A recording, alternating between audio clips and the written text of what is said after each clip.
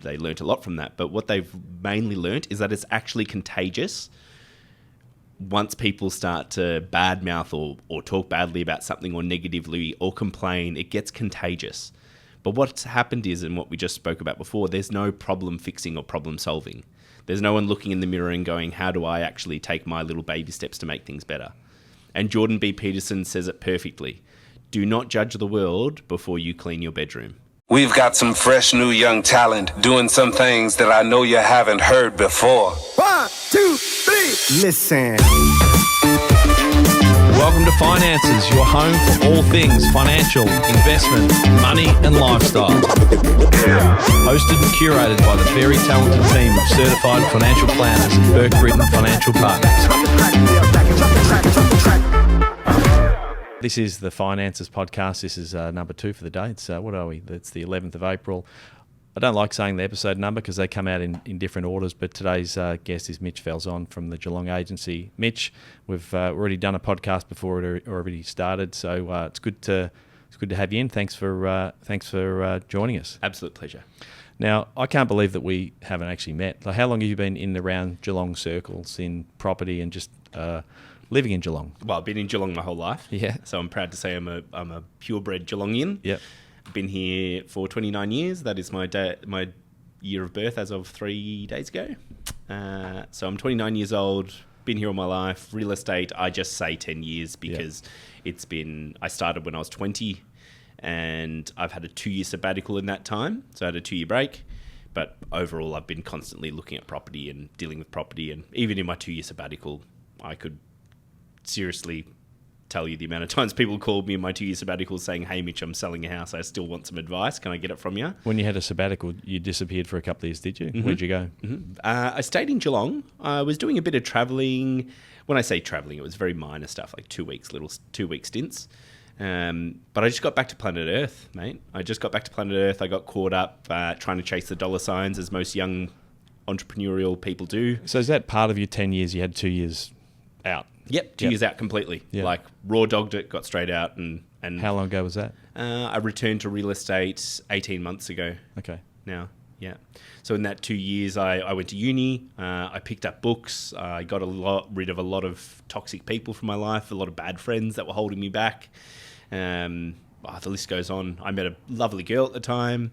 We're not together anymore, but she was lovely. Met a great person. She was that was great fun there. What else? Got into hospitality, so got grounded. In Geelong? Yeah. Where did you work? Right down the road there at Polo Rotisserie. I was the chicken guy. Everyone still calls me the chicken guy. Managed at Sailor's Rest, managed Pizza Bar, did some cafe work at Paddington.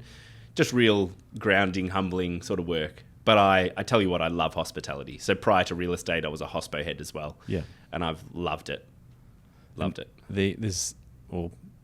There is a correlation between hospitality and real estate. I think it's you can probably speak to it. Well, let's speak to it. So I would argue that you're quite unique in. I've seen some of your social media. This is the first time you and I've actually met, but I say it the way it is. Yeah, but I get a sense that relationships are paramount, and you're delivering on service and relationships as everything. So, how do you see those parallels between your tendency to hospitality and real estate? They're hand in hand. I went to a restaurant the other day and I realised especially in real estate, the days of seek.com.au, that those are gone. I just go out to a restaurant, keep an eye on a couple of the waiters that are giving great service, and I seriously, by the end of the dinner, I end up handing over a business card and say, hey, if you ever thought about getting into real estate, reach out.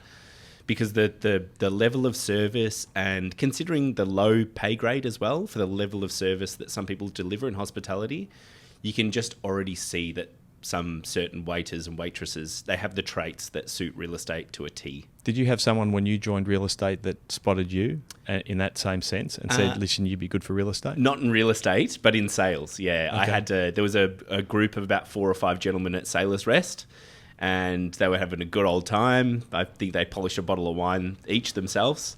But the thing was, they were meant to just pop in for a quick dinner, and they said anyway, because of the service I was giving, and I was upselling them and getting them an extra bottle of wine every 10 seconds. by the end of it, they were having a great time. And he said, mate, we're here just because of you. You know, if you ever want to get into sales, and he handed me a business card.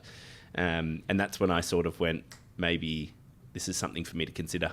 That concept of employing for personality is something that more and more of recent time we've thought about, like rather than trying to employ for education or past experience, or like actually looking at the individual and saying what are the qualities they have. We of recent time have spent some energy and effort in essentially personality profiling people to work out where are they best suited. But importantly, you kind of know when you come across a good human whether or not they would be like employing for good people first and foremost, and if they've got a willingness to educate and upskill, you can teach the rest. Of course, yeah, of course. And I think just because they're a good person doesn't mean you need to hire them straight away. There's a couple of other things. Yeah, they might have to have some capability. Of course, Yeah. of course. But that, I think, should be the basis for...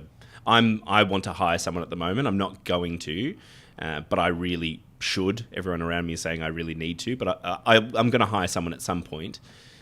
And I'm not going to cut any corners on who I hire. It needs to be a certain person with a certain type of morals, and then the rest I can teach. That's fine.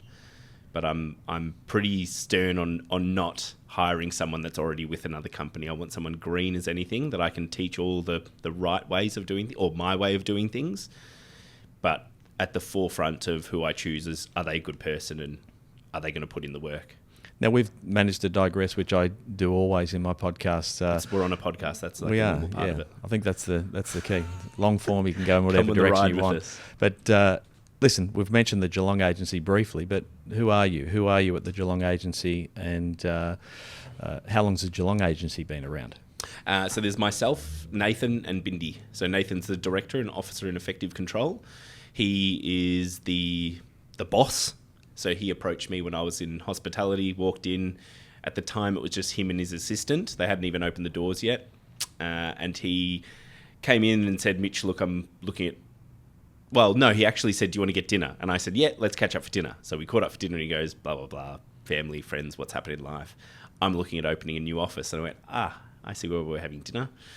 And he said, would you ever think about getting into real estate? And I'm not going to say the words I used verbatim, but it involved an F-bomb. And I said, F no, I'm not doing it. And he goes, why? And I go, look, I'm not interested in the industry. I just, at the time I was painting it with a very clear brush. I had a really bad experience with the office I was at prior, and call me judgmental, but I was looking at agents at other offices, and I was going, I don't think that's the kind of person I want to work with. I've seen and heard how they do things behind closed doors, and it's atrocious. And that was for several different offices. So I left the whole industry. And Nathan said, Mitch, I'm going to be client-centric. And I said, that's what they all say. That's what they all say. They're going to be client-centric. And he told me a little bit more, and he said the plan. And the thing that caught my attention was he said, look, I'm not hiring anyone. If I don't get you, then it's just going to be me, and that's fine. And I've gone, why me? And he goes, because you literally embody the whole service-based mentality and the client-centric mentality. Because for me, if I'm going to do something, it's got to be at the basis of service, and that's it. That's at the forefront. And anyway, I stepped away. We said goodbye. Was probably 3 months later when my partner at the time said to me, Mitch, you need to draw a line on a piece of paper, write pros and cons of going back to real estate. And before I left Nathan, he did say to me, he goes, look, Mitch, if you make me an offer, I will very likely say yes. So that also pricked up my ears. So I wrote pros and cons. I wrote down all the pros of going back to real estate, which filled up really quickly. And that shocked me, like how quickly I managed to fill up that side with this pessimistic ideology of what real estate was at the time. And then the cons, there was only a few. And the cons were being restricted with my very creative marketing style. So I didn't want to be restricted with that. I didn't want someone telling me what I could and couldn't say, because that's the experience I had at the previous office. I always needed permission to say something or to do something differently. I wanted my freedom with my holidays. I need to go on my holidays. If I don't go on my holidays, I start to feel like it's Groundhog Day. That's my the way to refill my cup is just to get out, reset. And I still work on my holidays, but just to get out and reset. That was one of them. There was a couple of others. And anyway, I made that proposal to Nathan. He shook my hand straight away. My stomach fell out of my ass, and there I was getting back into real estate.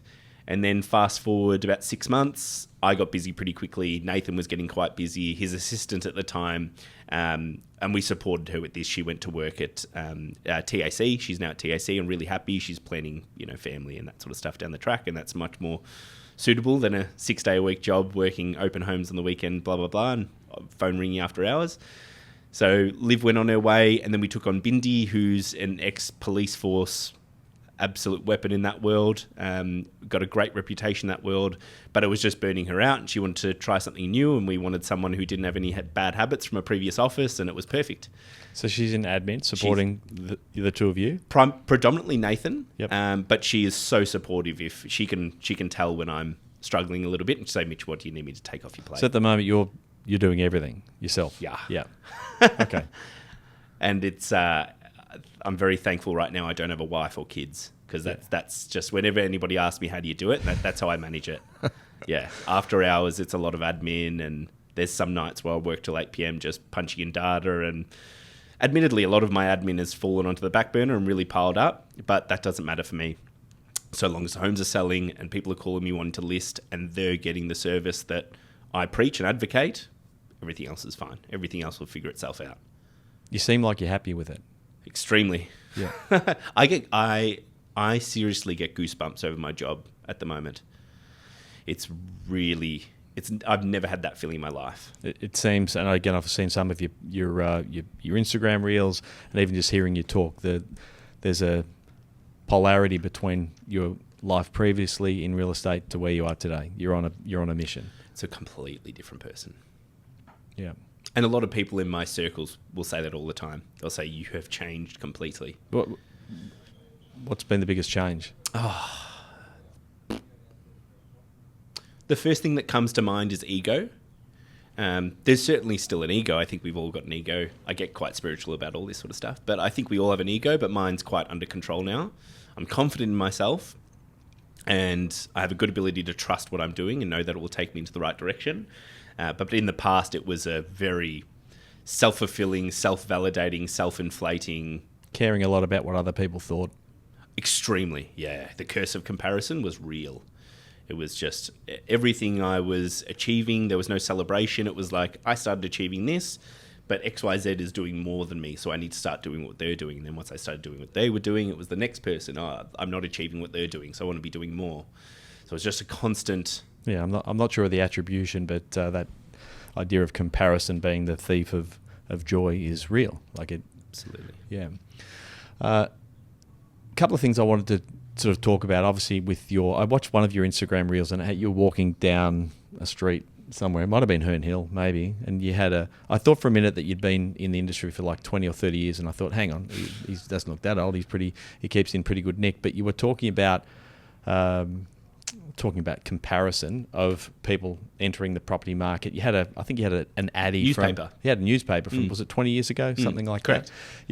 Yeah. And I thought there's an interesting parallel there between comparison and people thinking that there's no potential for them to either get into the property market, or that there's no value in them getting into the property market. All of the growth and the sort of appreciation in property has already happened. Maybe just talk to that little Instagram, if I interpret it right. What was your message? What were you trying to get across in that little reel around comparing 20 or 30 years ago versus today? I think there's two strong messages in that. A, there was no properties for sale in Herne Hill in that newspaper, but Geelong West, Manifold Heights, it was gone gangbusters in that newspaper. So it was to testify that this is clearly a tightly held suburb, and so it should be. I mean, you look at it now, it's very different to what it was 20 years ago. Yep. So that was the first message I wanted to get across. And the second one was, and I didn't go on this because I only had a minute and a half in the property video to explain, to then sell the property, but the property prices were just ridiculous. There was people buying what I was selling for $500,000 less 20 years ago. The properties, I sold my property for $660. 20 years ago, the same property was selling for $200,000. And if I grabbed a newspaper from 20 years prior to that, it would have shown the same thing. It would have shown a drastic difference in price. Here's the question. Is it more difficult? So in your 10 years, and I know you've only got the 10 years of experience, but you've spoken to people, you've got parents and you've got people that have existed prior to that have been in and out of property. people want to know, is it harder to get a property today than it was 20 years ago, 30 years ago? Or from a comparison point of view, are we just have nothing to compare it to? Like, it's very hard to pick up the values and the sense of what people are used to today, whether it be their cost of living, their willingness to spend money on discretionary items. Like the podcast guest that I had previously, so Lucy, who you met on the way out, we were talking about financial literacy, and we were talking a lot about the fact that there is a gap in financial literacy for the younger generation. And the question was, is that true, or is it just that ignorance was bliss 20, 30 years ago, that we didn't actually, most people didn't know what the hell they were doing with their money. It's just today we're actually spoilt by choice, and we also are now spoilt by this, or we're confronted with this constant comparison of saying, well, my parents were able to buy a property for $30,000 on Minerva Road, 129 Minerva Road, they bought in 1978 for $30,000, and it's going for $1 million today. Is it harder from your experience in that? I know it's a long-winded question, but do you think that it's harder to get into the property market today? What are you seeing on the coalface? Or are people just live different lives? You're right. There's so much to dissect in what you were saying before, but if I was just to answer the question you asked at the end, is it harder to get into the property market now versus in the past? I would say it's harder to get into the property market now. Yes, banks are lending a lot more money with a much more pleasing interest rate than 12 and 15%, what some of our baby boomer generation were paying, even more. So that's much more pleasing. It sounds great. Don't get me wrong.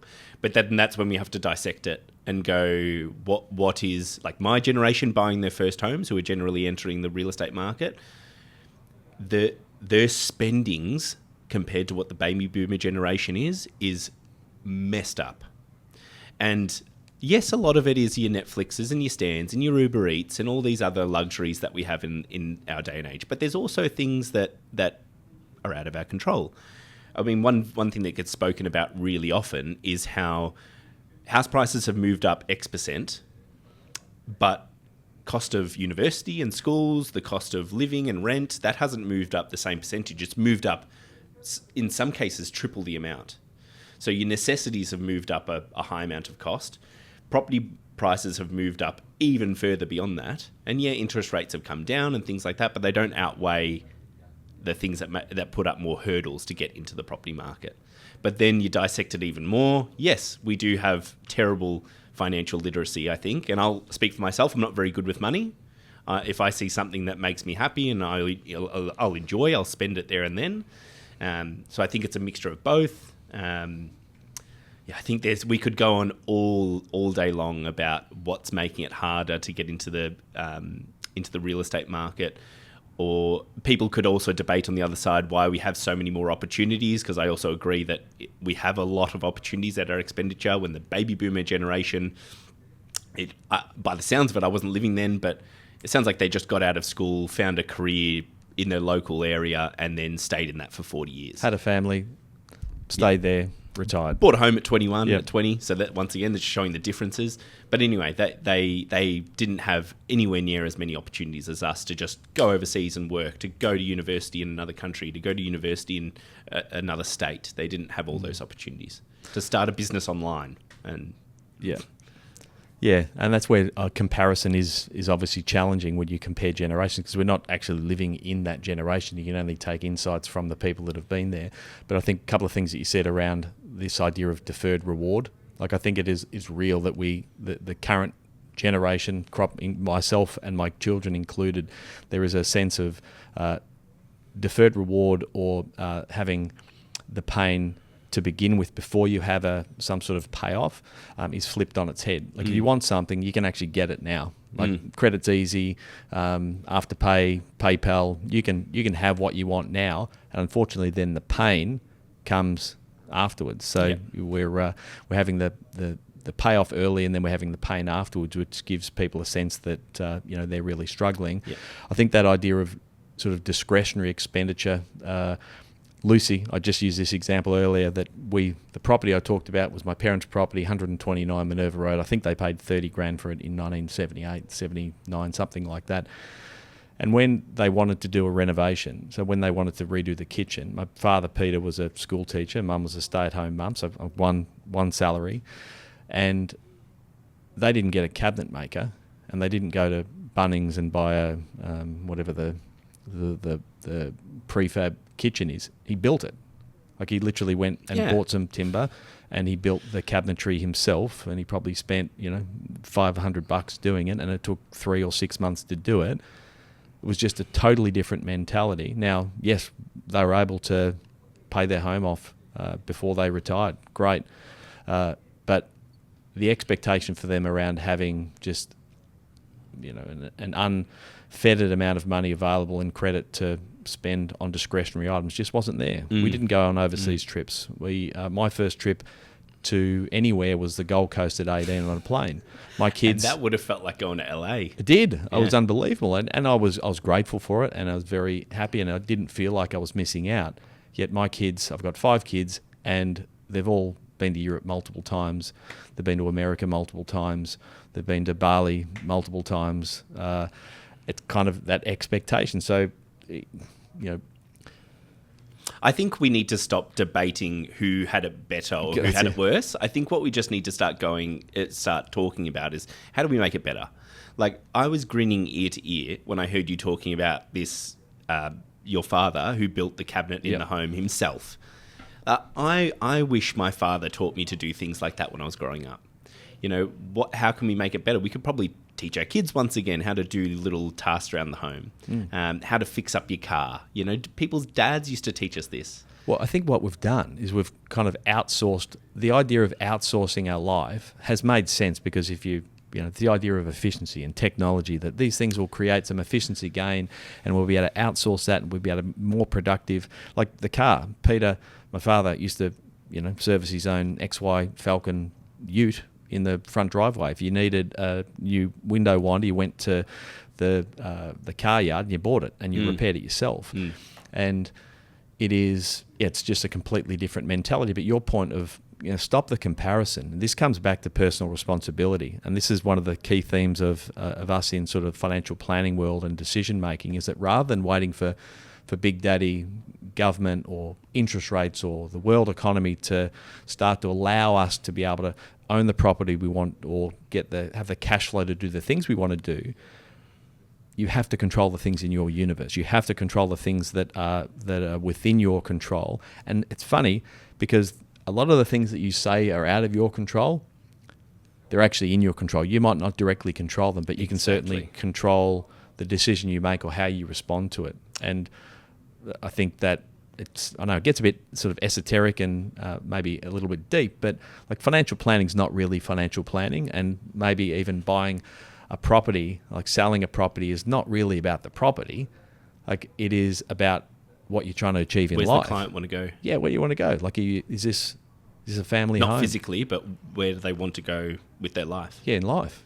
Yeah, and I think that idea of personal responsibility is kind of lost when you start to compare yourself against others. And it's back to your original point in property, and your first stint in property, spending way too much time worrying about what other people were thinking and whether it was successful or not. And you go, well, hang on, let me get rid of all of that noise and just focus on what I can control. And it's funny. Everyone loves building. Everyone finds camaraderie in complaining. Oh yeah. For example, what I mean by that is, there was a study done. I love psychology. I love the psychology behind everything. There was a study done, and I might butcher this, but there was a study done where they got two groups of people into a group of people into a room, and they, without them noticing, they said, okay, here's everyone's clothes. And the one group eventually had a blue outfit and one had a red outfit. And it wasn't obvious. It was just subtly that there was people wearing more red and people wearing more blue. And what happened was they gave, I think it was something to debate maybe, or to just a topic with no debatable part to it, but they left them in a room together for the whole day. And eventually, without even noticing, the blue group and the red group had psychologically started bitching about the other group, and they were loving it, is what they noticed. Yeah. They found so much joy in the camaraderie of having the same view, the same point, and the same. So it's actually what they learnt a lot from that. But what they've mainly learnt is that it's actually contagious once people start to badmouth or talk badly about something or negatively or complain, it gets contagious. But what's happened is, and what we just spoke about before, there's no problem fixing or problem solving. There's no one looking in the mirror and going, how do I actually take my little baby steps to make things better? And Jordan B. Peterson says it perfectly. Do not judge the world before you clean your bedroom. And that's what I notice with a lot of people around me. They're complaining about the government and the parliament and this and that. And some of them, they literally don't even have a clean bedroom. Yeah. And it's like, no offense, but... Sort your own shit out before you start to control the world. Yeah. That idea of teams, and I know Jordan's... I've been to see him a couple of times when he's been in Melbourne, and I could not concur more with that sense of taking sort of ownership of your world. So the idea of cleaning your bedroom's a fairly... Well, it feels like an innocuous one, doesn't it? It feels like people go, well, who cares whether or not I leave shit on the ground in my bedroom? But again, if you cannot organise the small area that you exist in, how do you think you're going to influence people in your life? How are you going to influence the people you love, the clients that you want to sell a product or a service to, or impact the world, your community? It's impossible. And that idea of problem, you don't want to be the world's best problem identifier. And you just said before too, which scares me a lot, is when people, I think first home buyers actually get excited talking about a recession. Yeah. Like they get excited about it. And I'm like, I don't think you realize the other ramifications that come with a recession. Like property prices don't just drop and then the rest of the world stays normal.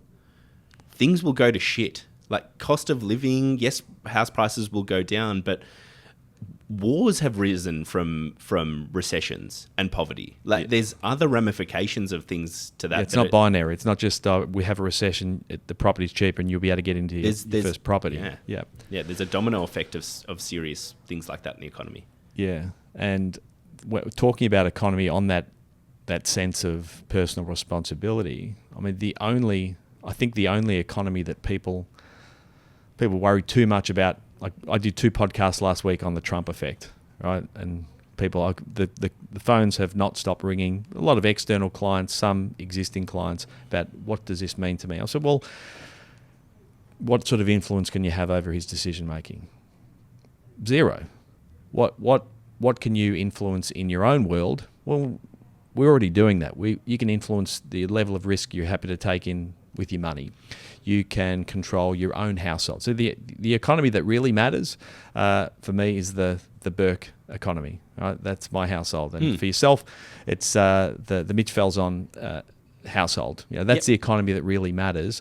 And we get, as you said, you get so caught up in worrying about things that are out of your control that you cannot influence, and then you just talk about. It's very easy to talk problems, isn't it? Like it's the easiest thing in the world to do. I can see an issue and I can point it out, but to be willing, first of all, willing to come up with a solution to a problem that you've got, and then not just tell someone that there's the fix to this problem we've got, but be willing to be involved in it, like be involved in the fix of that problem yourself.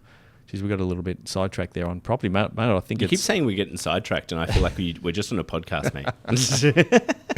That's true. I actually journal really often. I feel like if most people did this, it would make their lives better. I journal often and I'll write down my problems, and 9 times out of 10, I look at it and go, I can't fix that. So who cares? Next, move on. Or that's a later problem. Or that will be something that's not even a problem in the future. What was I thinking about yesterday? I was thinking about something yesterday, and I remember I was thinking when I was driving, I'm like, that was such a problem when it first arose, and it was actually a blessing. I can't remember what it was, but it actually turned into a blessing.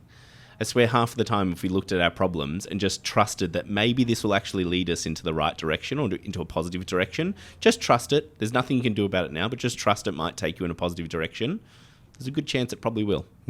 I think one of the issues there is that we live just about everywhere other than the present. Like we live somewhere in the distant future, which is anxiety about what's coming, or you live in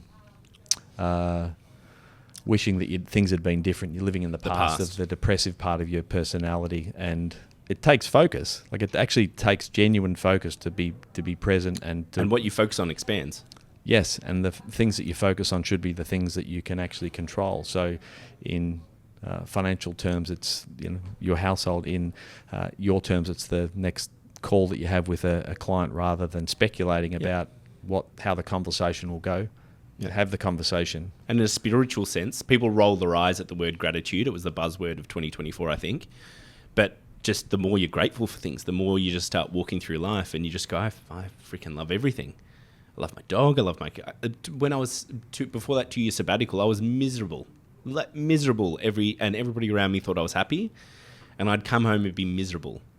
Now well, not now, but about a year ago, I probably had the least material things, money that I've ever had in my entire life. Like, it was a really, really big back turn, but by far it was the happiest I've ever been in my entire life. Happiest I've ever been. And it's because I was just looking at everything around me and I've gone, how awesome is this? I'm in a town where there's so many small businesses. I'm living in a street where I know all the cafe owners. I've got friends in other countries I can go visit whenever I want. I've got the best dog in the whole freaking world that doesn't even need a lead on. My cat's cool as, my home's cool as, I've got food on the table. I've got all these amazing things. And a lot of people roll their eyes at it, but it expands. The more you write down and take time to acknowledge things that you love and you appreciate, they expand. On that idea of money, you said before, you mentioned briefly that you said I'm bad with money. When you say that, what your sense of money and how you think about money and finance, why do you say that? Yeah, I'm glad you actually asked that, because I don't think I'm bad with money. I think I'm very good at going, will this save my time? Something you spoke about before. And if it's a yes, it's take my money. If it allows me to put more time into the things that make me happy, or if it allows me to put more time into the things that allow me to generate more business or service my clients better, take my money. So I'm pretty bad at the moment. I think my accountant's going to have a bit of a shock when they look at how much I've been spending on the business and on clients and on networking and things like that. They'll have a little bit of a shock.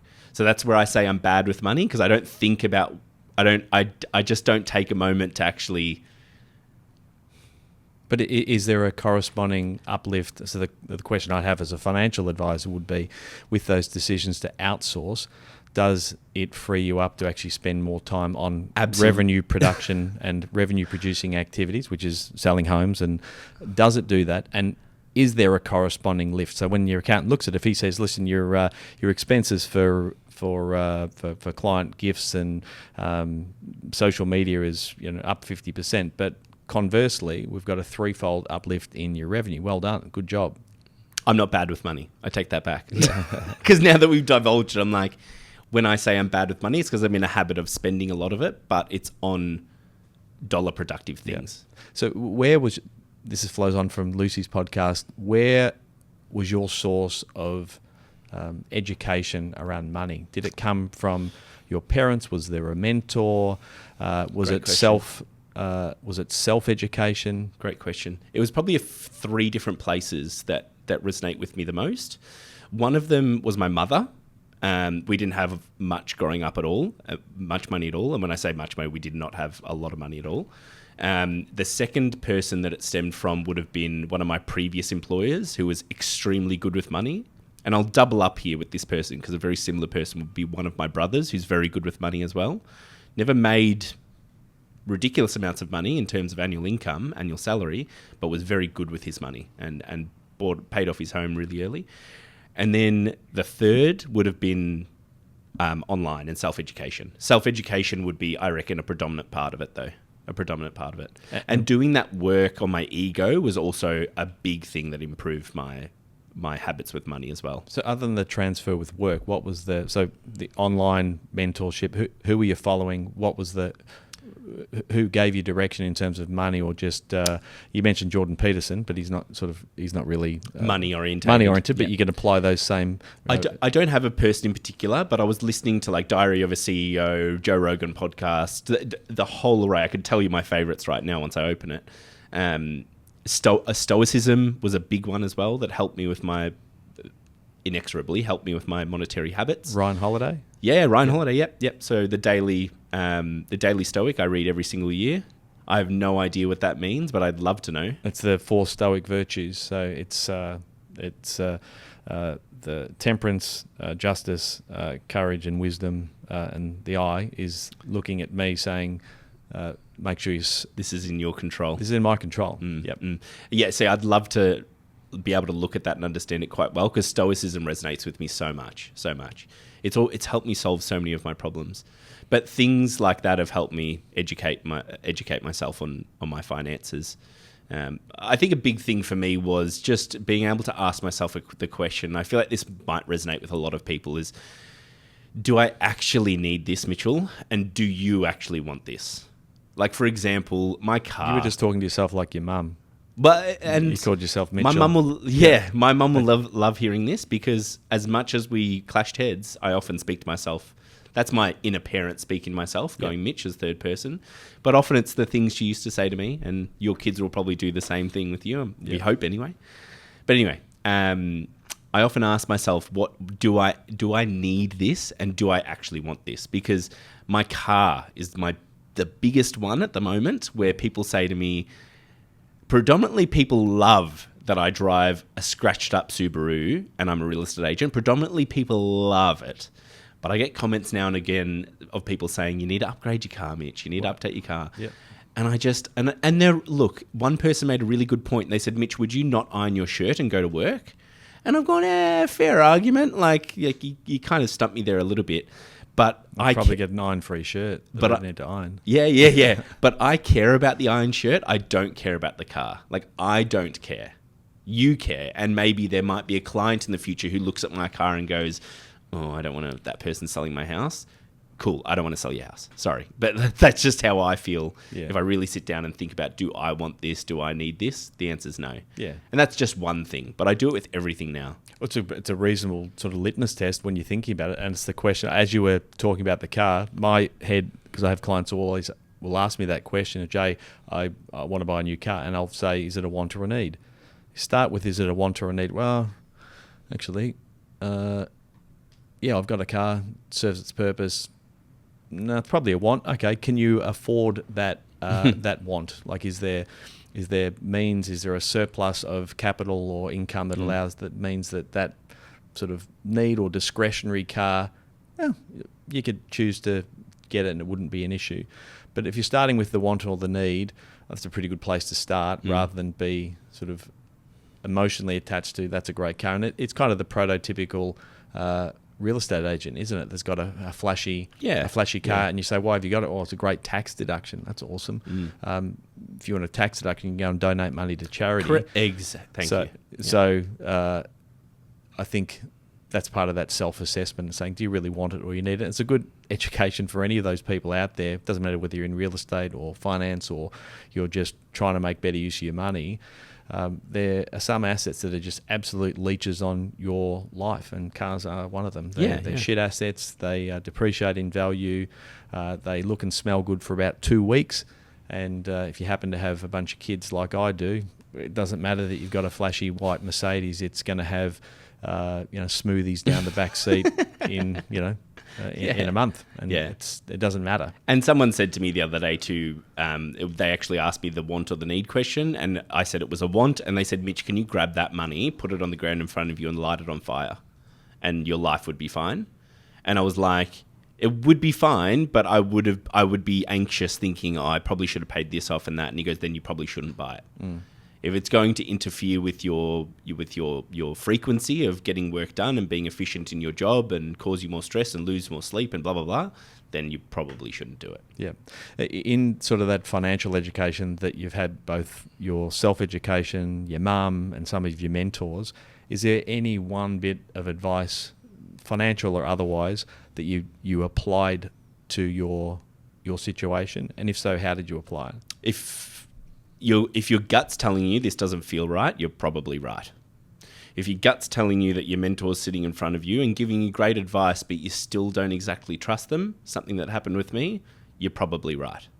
If you're in front of a client and you're getting a feeling that this person's irritating you, just talking about commission and fees and costs, you're probably best to just let it pass and let it leave. It's that idea of using your instinct and trusting it. Trust that instinct.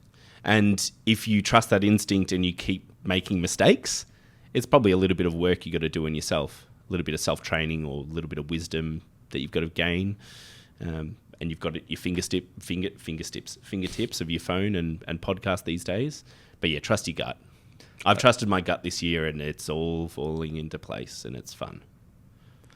The interesting thing is that, but it's an ongoing battle, isn't it? Because the day that you trust your instincts a little too much, or you become complacent, I suppose, is the day where you maybe overstep, and instinct is no longer instinct, it's ego. So the ego sneaks back in and is telling you to do something that maybe you shouldn't be doing. And temptations come along too. Yeah.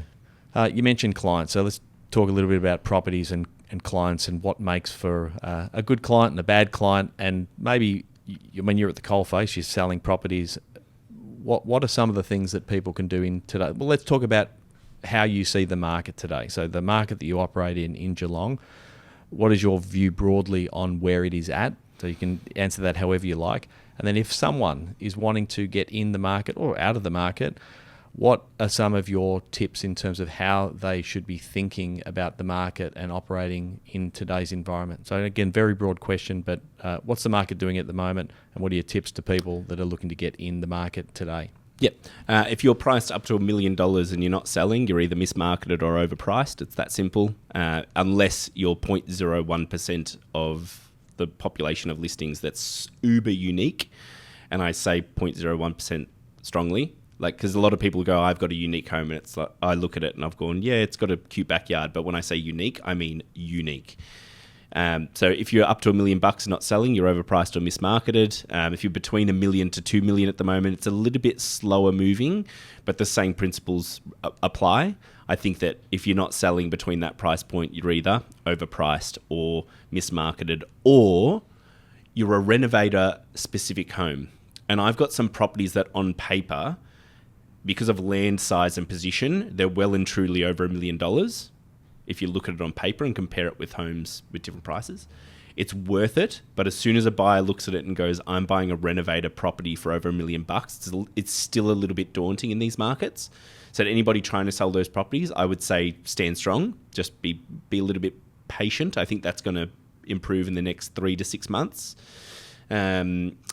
If you're over $2 million, that's just its own market. It happens when it happens. There's no such thing as good or bad market at that price point, I don't think. Usually people at that price point, they're buying with cash or they've got their finances sorted. So that market sort of just happens whenever it happens. Especially at $2 million plus, every home is very unique and very different.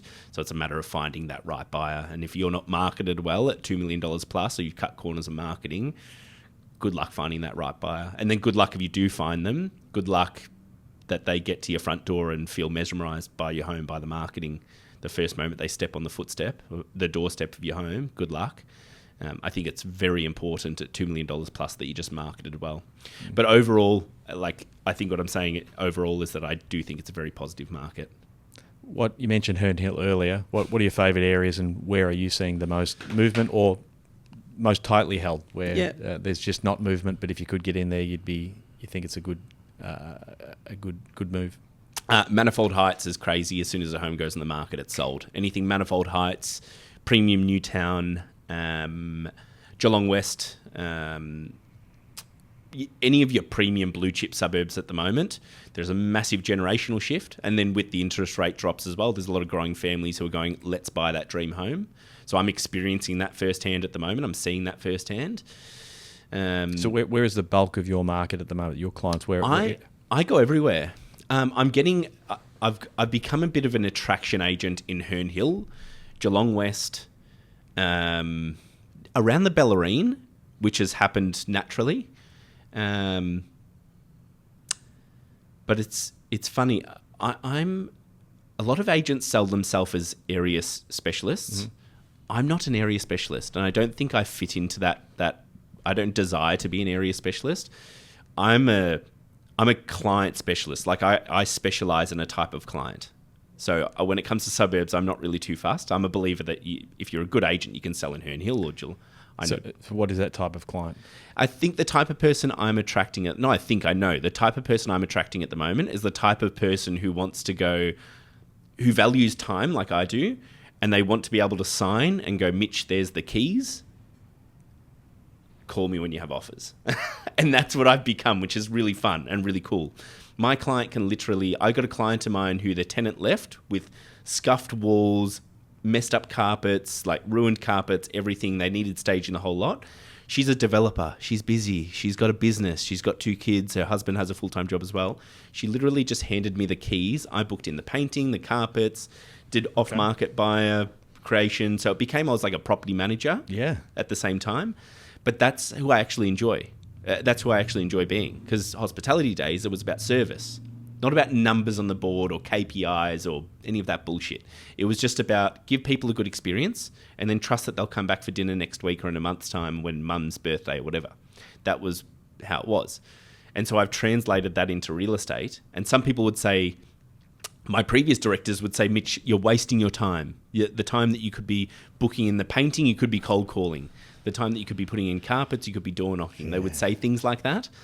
I can hear them saying those words in the back of my head, but becoming that agent, I feel like that's a part of the market that I've really filled. I think that's the idea of like moving from transaction to relationship, and I think nearly every industry that we function in, whether it be the financial planning world, there's been this evolution. The legal industry, they're moving from a perspective of things being very transactional to now knowing that if you don't have relationships, you're cooked, because technology is evolving very quickly. It's creating efficiencies. People will be able to do some things themselves. A lot of things they'll be able to do themselves. And the decision point when they're picking a professional, whether it be a real estate agent or a financial advisor or a lawyer or an accountant, is how's the relationship? Is this person an aggregator of services? Can they actually pull together everything that I need? I'm time poor. I want a result. Will they actually deliver that for me and do it in a way that I wouldn't be able to do myself? I think those people that miss out on the relationship part of it, and again, I'm very biased in this respect because that's what we've done for 25 years in financial services, is we've avoided like the plague being a transactional business. Even though we could do it, we could be very profitable doing that. Temptation's there. The temptation is definitely there to churn and burn and to rape and pillage. And my view, and this comes from my father, and it's disseminated through the whole team here, is that Geelong, particularly, we're in Geelong, Melbourne, and the Golden Valley in Shepparton. You can have a short-term win, right? This is almost some long-term ramifications. You can, and this is almost back to that idea of not deferred gratification, but actually having a success up front and then having the pain later. Is that if you burn people, particularly in Geelong, Geelong's a great place. I love it. I've been here for most of my life. But if you rape and pillage, and you'll do okay in the short term, everyone knows everyone. There's a half a degree of separation between people. So if you do the wrong thing by people in Geelong, you may as well just pick your shit up and disappear in a couple of years' time, because it's not going to hold you in good stead. You're not going to have longevity in an industry with people. And I think that is what people want. That's what I'm hearing anyway. People want, our family groups want support. They want to know that as an advisor, that I know their real estate agent, Mitch, and that we have a relationship and we can work together for their benefit. You've got to surround your clients with some love. You've got to surround them with some service. And I think you could do those things 10, 15 years ago. Like you could rape and pillage and have a aftermath of pissed off clients, but then somehow snowball and create more business. You could do that 10 to 15 years ago. I'm a bit, this might sound like I've got a foil hat on, but I'm noticing a lot of directors start to plan for retirement at the moment, a lot of directors of offices. And I think, I have a feeling it's because they know that it's going to start to affect their business sooner or later. There's some directors of offices who have terrible reputations in regards to their professionalism. And I think to myself, like, how do they keep getting more business? But I just had an experience with a home in Drumcondra recently where they called in maybe 2 or 3 other directors of other companies, and then myself. They got a referral to me. And they actually said to me, once they met with me, they said, Mitch, we were warned the person who referred you said, watch his content and everything that he talks about so that you're prepared for these objections. Because sometimes, for these things that agents say, because sometimes agents say these things to try and win people's hearts, but it's all bullshit. And I call it out on the social media. And she said, Mitch, it was awesome that we had the chance to go through your social media, because when we saw these things that you were talking about that other agents were saying, we didn't really think much of it. She goes, there was one that you said we even kind of rolled our eyes and we thought that's a bit, you've exaggerated that a little bit, Mitch. But she goes, one of them actually said that in the listing. And we knew once they said that that's what they're trying to do. They're trying to stick me into a position where I feel like I need to sign today. And she was fully prepared for that. And she walked away. And what I hope is, the reason I'm bringing that up is I hope that myself and whichever other real estate agents in Geelong decide to do what I do and call out the bullshit and stay on the right path of doing things the moral way. I believe that the public will start to be more aware over time of all these little sales tactics. They'll almost be like little salespeople themselves. So tell me some of these sales tactics. What are they? So give me. The list could go on. The first thing that comes to mind happened recently was an exaggerated authority period that they put on the authority. So in a sales authority, there's a speculative amount of days, not speculative, agreed amount of days that you're an exclusive authority. Generally speaking, that's 90 days. So the agent has 90 days for them only to sell that property. If that 90 days surpasses and they haven't sold it, the client can go list their home with another agent. Now, when I do it, it's always 90 days. And I'll say this on podcast form, so it's out there for everyone. If a client says to me, if they've chosen me, I always make very clear. It says 90 days, Mr. and Mrs. Fendor, but if you decide in 1 week that Mitch is all talk and no walk, I will rip this up. And I said, I'll even put it in email writing for you. I will rip this up and let you go to whatever other agent. And that's just a testament that I back my service and skills 110%. But a lot of other agents will know that this client's overpriced or they've promised them a high price and this is going to be a lot of work to get their price down.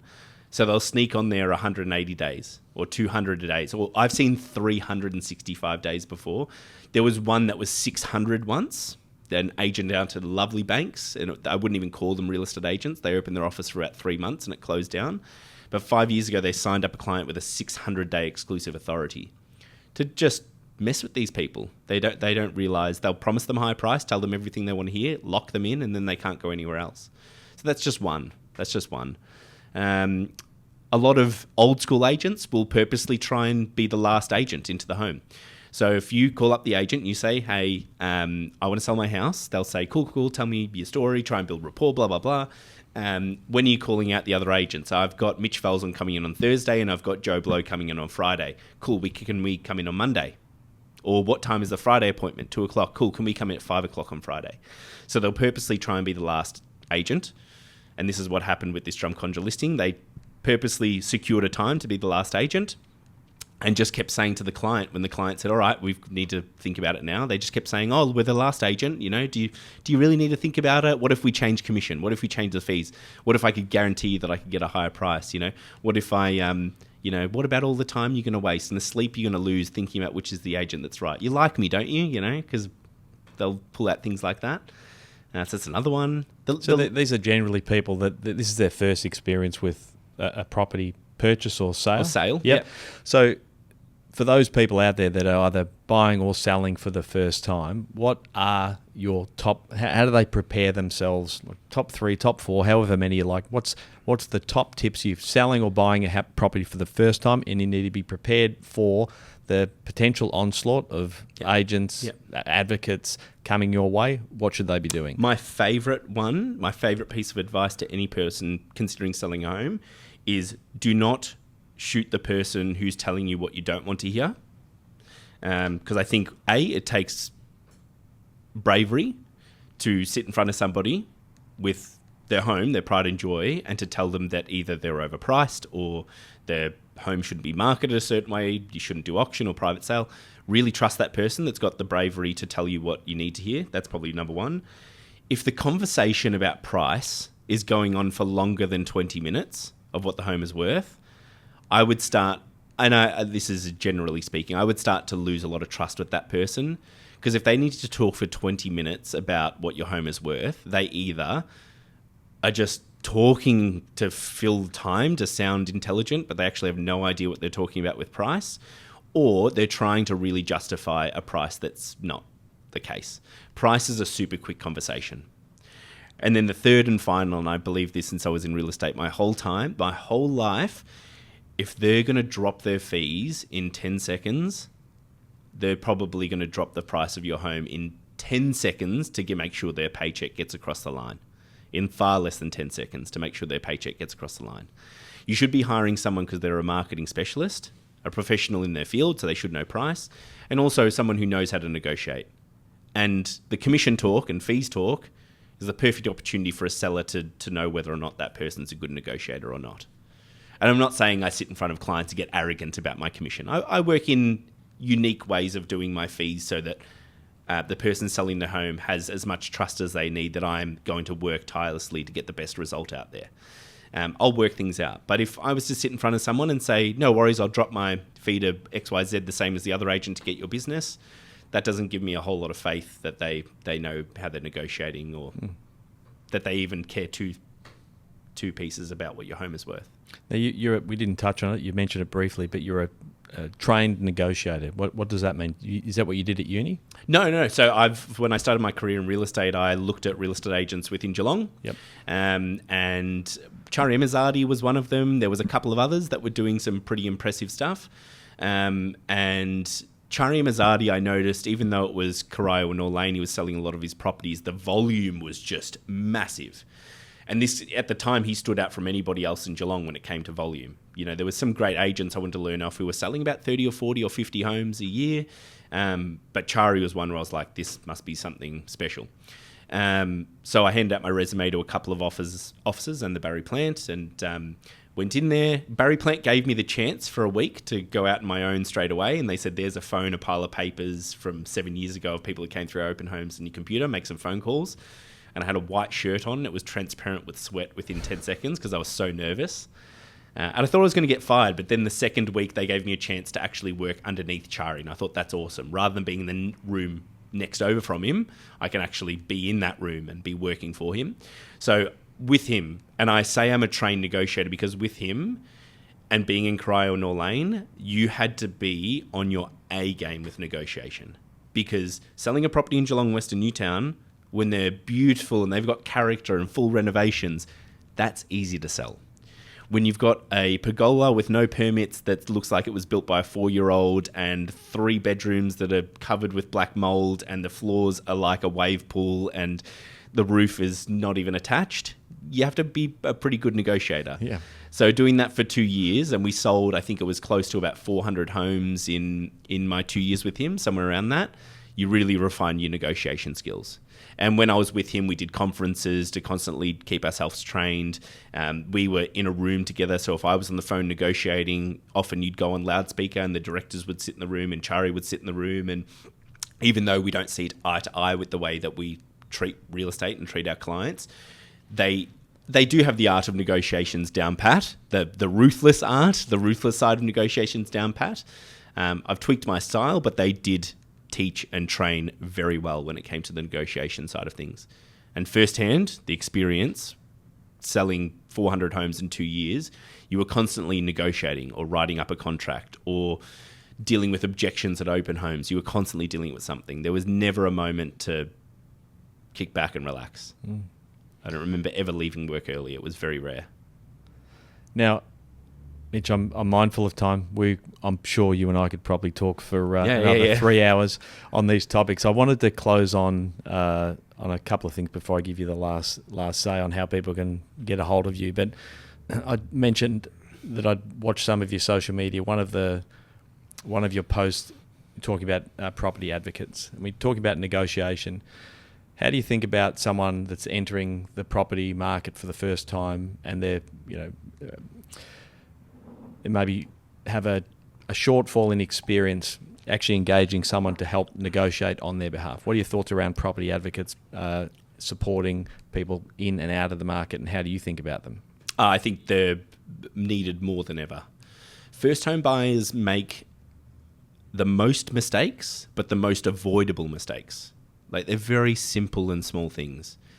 They're nervous about the negotiation with the agent. They're nervous about buying their first home and having a loan and having repayments.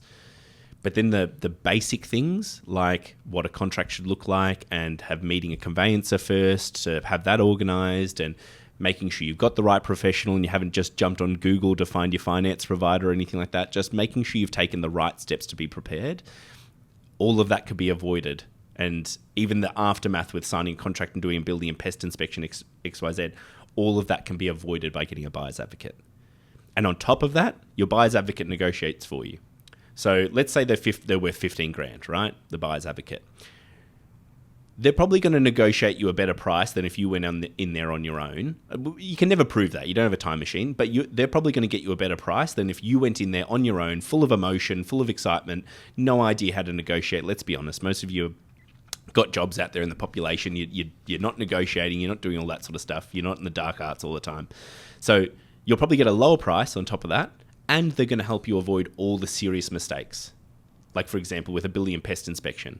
There could have been something you noticed on there that the buyer's advocate goes, hey, that's either going to be expensive, or in the long run, when you decide to rent this home out in the future, that's going to inhibit you from having a good rental, or being able to rent the property, or be able to do whatever, you know. So it's a no-brainer. And the time you save going through open homes and things like that, it's a no-brainer. Yeah, it's nice to hear you say that. I think that idea of, I mentioned it earlier, maybe on this podcast or the previous one, about the importance of actually being prepared earlier. Most people try to make all of their decisions at the point of execution, rather than like doing some pre-work, getting organised, getting their ducks lined up in terms of their finance, property advocates doing the homework on their agent, speaking to a financial advisor, all very helpful things to actually make sure that you make good decisions. We've had Tony Slack on the podcast a few episodes ago, well, probably 100 episodes ago, but we're certainly huge advocates of people getting support around them to help them make that decision. Part of that is making sure that you pick agents that you trust and that have got the same principles and morals and values that you're wanting to see that you see in yourself and that you'd expect when you're having one of the biggest transactions of your life. For most people, if it's their first home, that's what it is. It's the biggest transaction they've ever done. So I suppose the closing comment from myself is on purely the property front, and you're making decisions around entering or exiting the property market. As you've said, Mitch, and as I've said 1,000 times on this podcast before, take the time to get organised, get your ducks in line, do your own sort of financial health check, know exactly where you stand so that you're not at risk of making uninformed decisions when it comes time to execute on that property, whether it buy it, sell it, or any other investment for that matter. I just want to say quickly, I've seen a financial advisor recently, and it was just to organise and boost up my superannuation. Yep. They've helped me prepare for the future, and I said to them, is it often that people my age come to you just to do superannuation checks and that sort of stuff? They go, no, but I wish that they did, because it's more common that we meet people when they're 65, 70, and it's too late. It's a huge gap in the market. Again, I'm referring back to the podcast with Lucy. This is exactly what we talked about. Unfortunately, there's a gap in two things. It's the financial advisor's fault. It's our fault as an industry. This fault as a business is that we've done a poor job of actually educating and explaining to people what financial advice is and where it's of value. And so part of the idea of the podcast is also to give people a bit of a peek under the hood of what we do. You know, we're not just selling super products. We're not just selling people insurance or buying them shares. It's the jigsaw puzzle of their life, and actually drawing together the connection between all of those areas to give them the best possible outcome they can have in the future. Now, we've done a bad job as an industry, but also the industry has challenged people with not a lot of money to be able to get advice. It's actually quite expensive. It has been, due to a lot of reasons, to actually go and seek professional advice. And what we're trying to do is make sure that we provide an avenue for people to be self-educated. So to say, here's the resources. We've got all the resources that you might need. Listen to our podcast. We've done a podcast on every single topic you can think of, from cash flow management to taxation, property investment, the share market. Take some personal responsibility. Listen to those. By the time you're ready to actually come in and get some advice, you'll have a basis for knowing what we're talking about, and you'll be able to make better decisions. But again, we could digress, and we have a number of times, which is great in a long-form podcast. Mitch, I'm going to give you the last word. If people want to get in contact with you, they want to sell a home, they want to buy a home, how do they get a hold of you, and where can they find you? Just regardless, just jump on Mitch_the Geelong Agency on Instagram, and if you're not selling, you can be kept informed on the right and helpful ways to do things, and then by the time you decide to sell, you'll know where to come. Cool. Well, Mitch, it's been a pleasure to have you on, mate. It's lovely to meet you for the first time. I'm sure we'll do this again. I'm sure we could do an episode 2, 3, 4, 5 and go down a number of different rabbit holes. But thanks for your time, and look forward to seeing you around the traps in the near future. Thanks for having me along. Thanks, mate. Enjoy Bali too. I absolutely will. All right, thanks. We hope you enjoyed today's episode. If you're keen to understand more about how financial advice could benefit you, follow us on Instagram, Facebook, and Twitter at Burke Britton FP, or Google Burke Britton Financial Partners. Check out our client reviews, testimonials, and make a time to meet one of our certified financial planners by clicking Book Now on our website. Thanks for listening. Any information contained in this podcast is of a general nature only. No account was taken as to the objectives, financial situation, or needs of any particular person. Therefore, before making any decision, listeners should consider the appropriateness of any information with regard to their particular objective, financial situation, needs, and seek independent advice from a licensed professional specific to their circumstances. All right, hit it. That translates to don't be a moron and act on what some random person says on a podcast. Take personal responsibility, do your homework, ask questions, and speak to an actual human that knows what they're talking about before you do anything. PP Financial Solutions Proprietary Limited, trading as Burke Britton Financial Partners, are authorised representatives of AMP Financial Planning Limited, AFS, licence number 232706.